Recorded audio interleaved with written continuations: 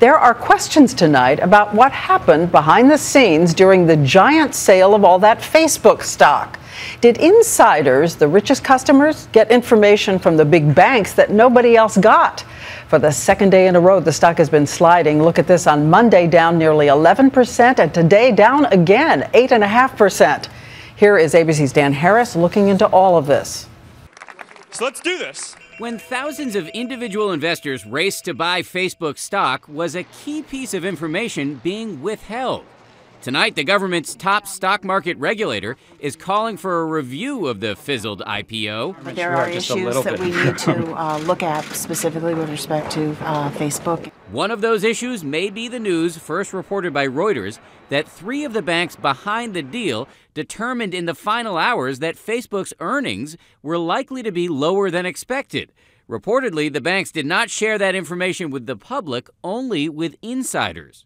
If I'm a regular investor and I bought this stock and didn't know what the insiders knew, should I be upset?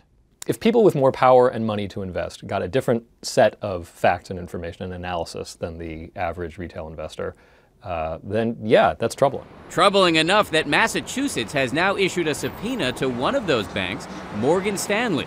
Tonight, the bank issued a statement saying it broke no rules. As the stock tanks, lots of little guys are getting whacked, including college senior Alper Idinalu, who bought 50 shares on opening day. I ended up selling my shares at an 11% loss. Meanwhile, as Facebook faces increasing pressure to boost its earnings, the big question we're hearing tonight from World News viewers is, will Facebook now plaster our pages with ads, sell our personal information, or charge us to use the site? I think that he's not going to go for the quick buck, but I do think that he's going to keep pushing the bar as much as he can. As Facebook stock swoons, consider the case of Amazon, which tanked after it debuted in 1997. But after it proved that online shopping could be profitable, the stock is now up 1,200%. So while the man in the hoodie is sucking wind tonight, do not count him out. Dan Harris, ABC News, New York. As for the titan in the hoodie, he is feeling the decline of Facebook stock. Yesterday, he lost $2.1 billion. Today, he lost another $1.5 billion.